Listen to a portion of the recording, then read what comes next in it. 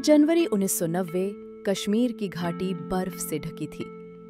लोग अपने घरों में अलाव के पास बैठे थे, बच्चों को सुलाने की कोशिश कर रहे थे, कोई मंदिर में प्रार्थना कर रहा था और किसी घर में शादी की तैयारी चल रही थी।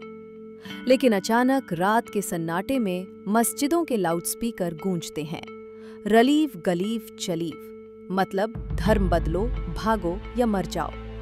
ये सिर्फ एक धमकी नहीं थी, ये थी उस सुनियोजित नरसंहार की उद्घोषणा जिसे दशकों तक भारत के इतिहासकारों ने पलायन कहकर छुपा दिया।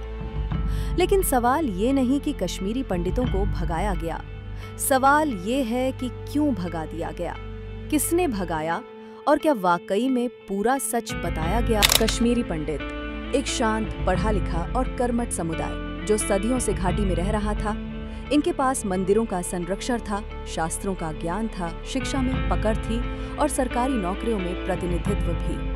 लेकिन यही चीजें धीरे धीरे घाटी में ईर्ष्या और नफरत का कारण बनने लगीं।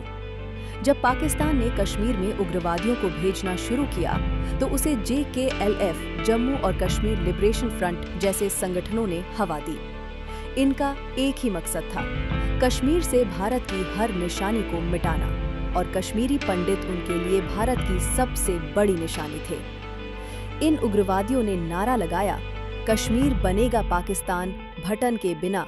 भटन का क्या काम, भटन और भारत, भारत देखता रहा। 1987-1994 के बीच सैकड़ों कश्मीरी पंडितों की हत्या हुई। आंकड़े आज भी विवादित हैं।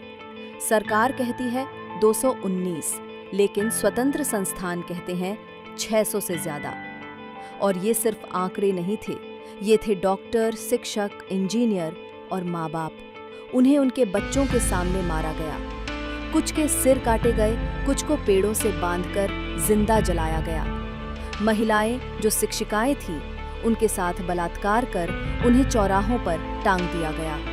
और जो बच गए, उन्होंने भागकर जम्मू और दिल्ली के रिफ्यूजी कैंपों में शरण ली, जहां आज तक उन्हें लौटने का इंतजार है।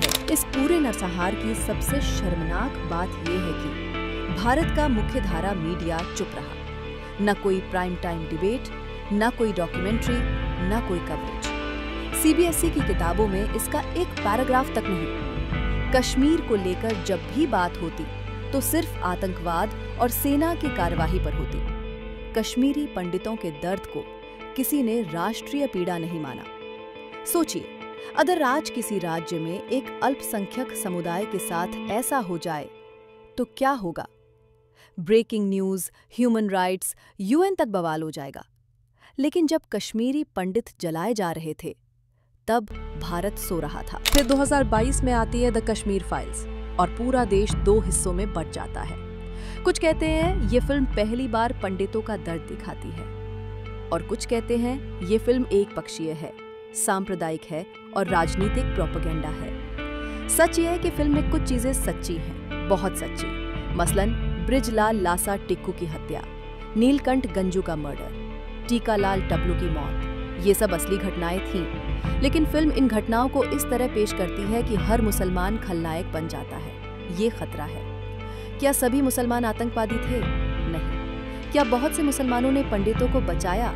हाँ, लेकिन फिल्म में इसकी कोई झलक नहीं और यहीं पर कहानी अधूरी हो जाती है। फिल्म रिलीज होते ही भाजपा शासित राज्यों ने इसे टैक्स फ्री किया। प्रधानमंत्री नरेंद्र मोदी ने इसे जरूरी फिल्म कहा। लोग थिएटर में रोते हुए बाहर निकलते थे, लेकिन साथ ही धार्मिक गालियां देते हुए सोशल मीडिया पर एक धर्म विशेष के खिलाफ भड़कते भी थे, क्योंकि जहां दर्द सच्चा होता है वहां प्रोपेगेंडा घातक हो सकता है। द कश्मीर फाइल्स ने एक अनकही कहानी को जनता के सामने रखा, लेकिन जब उस कहानी को संतुलित नहीं दिखाया गया तो वो सच्चाई से ज्यादा एक हथियार बन गई। सरकारें कहती रही, हम उन्हें वापस भेजेंगे।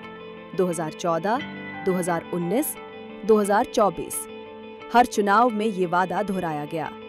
लेकिन सच ये है कि आज भी लगभग 90% कश्मीरी पंडित अपने मूल गांव में नहीं लौट पाए हैं। कुछ लौटे भी तो आतंकवादियों ने उन्हें फिर मार दिया, जैसे राहुल भट्ट को 2022 में।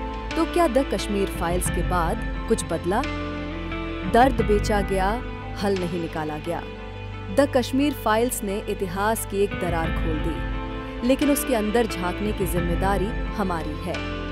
सिर्फ धर्म देखकर अगर हम तय करें कि कौन पीड़ित है और कौन अपराधी, तो हम भी वही कर रहे हैं जो आतंकवादी चाहते हैं। कश्मीरी पंडितों को न्याय मिलना चाहिए, ये सवाल नहीं, जिम्मेदारी है। लेकिन उस न्याय के रास्ते में नफरत की ईंटें नहीं होनी चाहिए।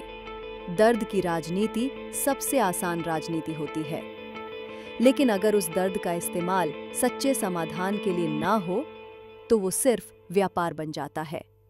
द कश्मीर फाइल्स एक चेतावनी है कि सच्चाई जब अधूरी हो तो सबसे ज्यादा खतरनाक होती है।